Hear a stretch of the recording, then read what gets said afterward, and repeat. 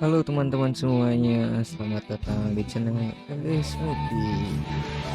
Kali ini admin akan membahas alur cerita film yang berjudul The Legend of the Flying Sword Immortal, yang menceritakan kisah di benua Chiyoso yang begitu berkembang pesat. Dunia begitu bangga bergabung dengan sekte immortal, namun sebuah celah tiba-tiba muncul dan iblis dari dunia luar mulai menyelinap masuk untuk menguasai dunia Chiyoso. Lalu sebuah immortal mulai menghentikan invasi para iblis. Namun sayangnya salah satu orang terjebak dalam perangkap para iblis yang malah disangka sebagai pengkhianat dan immortal. Yuk, tanpa berlama-lama lagi kita lanjut ke videonya.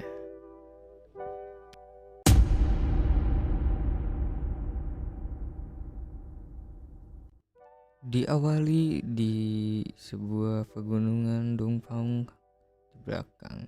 Di sini kita dikenalkan dengan karakter utama kita yang bernama Dong Panghao. Dong Panghao sedang melakukan latihan salah satu tekniknya, namun Dong Panghao selalu dibayang-bayangi oleh orang-orang karena dicap sebagai salah satu anak seorang pengkhianat klan. Dan di sini ternyata Dong Panghao telah mencapai tahap pemurnian Ki dan memiliki tubuh roh atau kayu.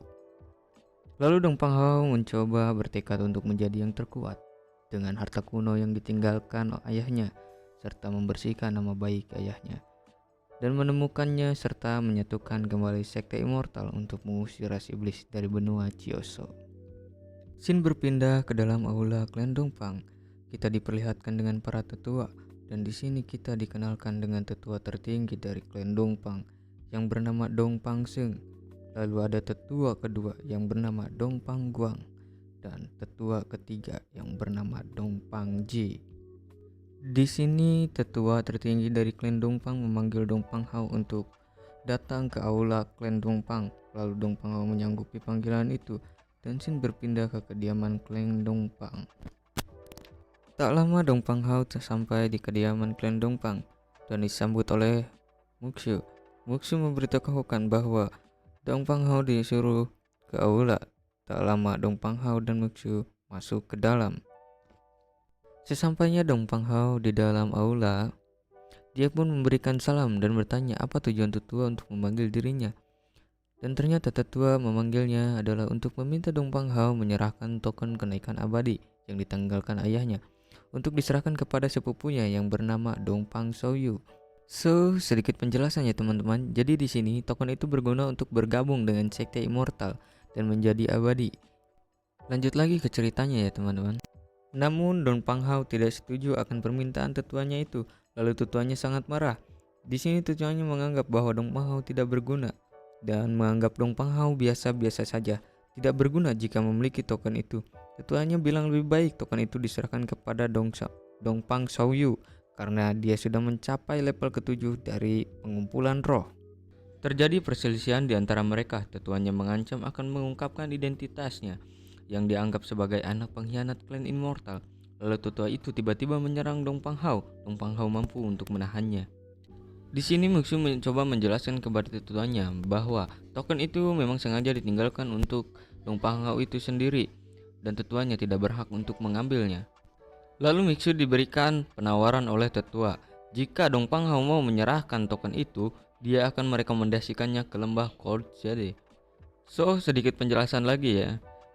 Di sini Mukshu ini memiliki hawa dingin di dalam tubuhnya. Jika Mukshu tidak bisa mengendalikan hawa dingin itu, maka dalam waktu 3 tahun dia akan mati.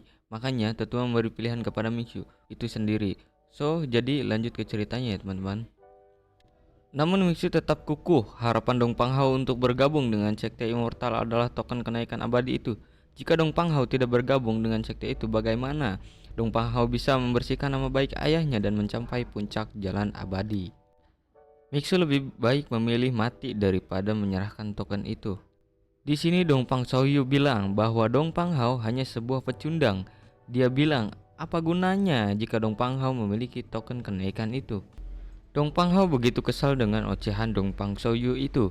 Lalu Dong Panghao menegaskan bahwa ayahnya bukan pengkhianat dan dia akan membersihkan nama baik ayahnya. Lalu Tiba-tiba Dong Pang Soyu menyerang Dong Pang Hao untuk mengambil token itu secara paksa. Dia mengeluarkan teknik singa dingin dari alam surgawinya.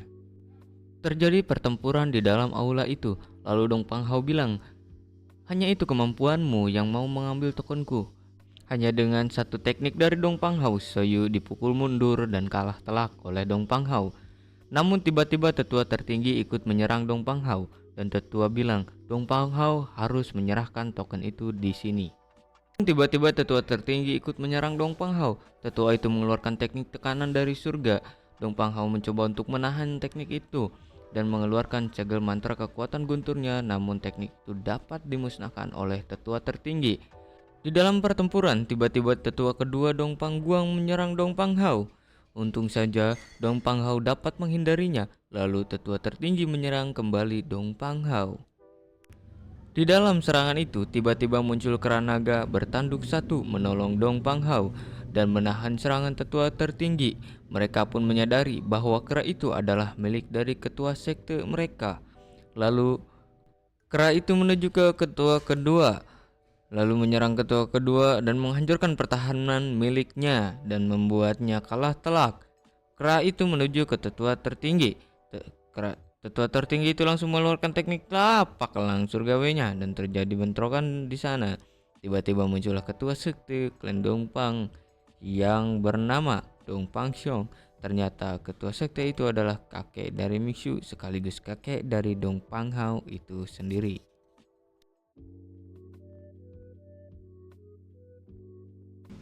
Ketua sekte bertanya apa yang sedang mereka lakukan. Mereka pun menjawab sedang melakukan diskusi dengan Dong Pang Hao. Apakah Dong Pang Hao bersedia bila token itu diserahkan kepada Dong Pang Soyu? Ketua sekte itu tampak marah dan bilang kepada mereka, dengan begitukah cara mereka berdiskusi? Tetua tertinggi menjawab, semua orang tahu bahwa Dong Pang Soyu itu lebih kuat daripada Dong Pang Hao. Jika Dong Pang Hao menyimpan token itu akan sia-sia saja menurut tetua tertinggi itu. Lalu ketua itu bilang, itu sebabnya kalian memaksa Dong Pang Hao untuk menyerahkan token itu.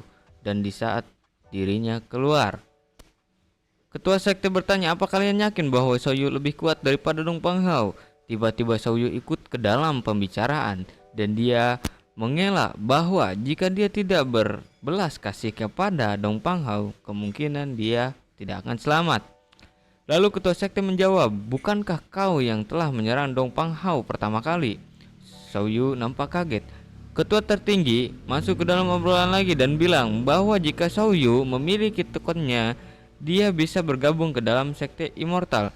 Ini akan menjadi kehormatan di dalam klan Dong Pang itu sendiri. Kenapa kau begitu keras kepala dan malah melindungi pecundang itu? Ketua sekte menjawab, kami berdua klan Dong Pang, tetapi dialah yang menyakiti orang kami sendiri. Siapa pecundang sesungguhnya? Dong Pang Soyu telah melukai murid-muridnya. Tentunya dia akan dikirim ke dalam penjara bawah tanah selama sebulan. Soyu berkata, kalian tidak akan bisa menghukumku karena kakekku adalah penguasa kota Yuhai. Ketua sekte menjawab, siapa yang kau takuti? Aku tidak akan takut. Setelah perdebatan itu, kakek dari Dong Pang Hao bertanya, apakah luka itu serius? Dong Pang Hao hanya menjawab, itu hanyalah luka kecil. So, sedikit penjelasan lagi ya guys.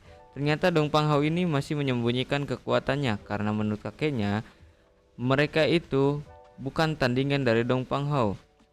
Itu karena Dong Pang Hao memiliki roh kayu bawaan. Hanya si kakek menyuruh Dong Pang Hao untuk menyembunyikan kekuatannya karena si kakek khawatir identitasnya akan diketahui oleh sekte immortal. Itu akan menimbulkan masalah guys. Dan karena itu pula kita jadi tahu kenapa Dong Pang Hao sering berlatih di belakang gunung guys. Lanjut ke ceritanya. Tiba-tiba scene berganti ke kediaman klan Dong Pang. Di sini kita melihatkan ketua tertinggi sedang memberikan pesan kepada seseorang yaitu kakek dari Soyu, penguasa kota Yuhai. Scene beralih lagi ke ruang pelatihan klan Dong Pang. Rupanya kakeknya membawa Dong Pang Hao ke ruangan itu untuk menunjukkan harta kuno yang ditinggalkan ayahnya. Lalu si kakek membantu mengeluarkan harta itu dan menyuruh Dong Pang Hao mengeluarkan token itu.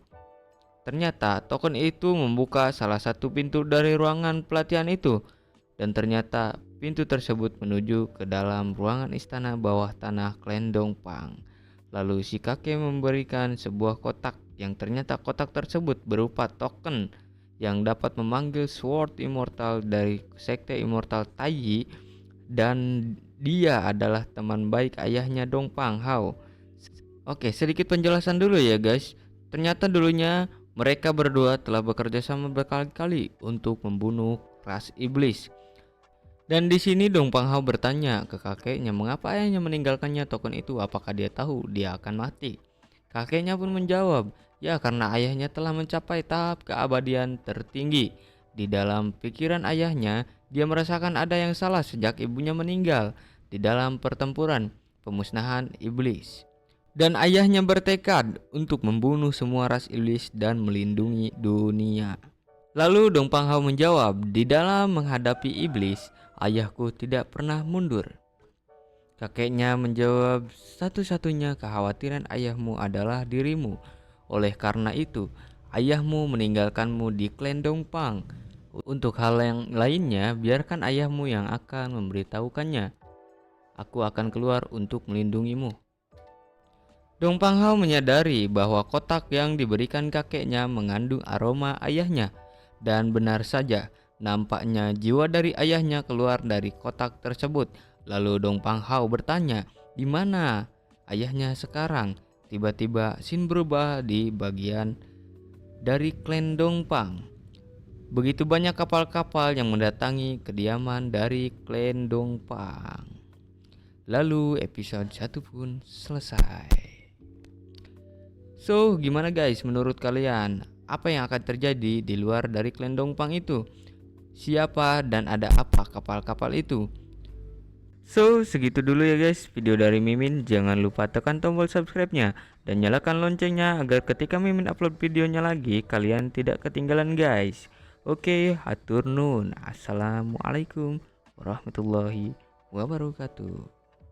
Bye bye guys.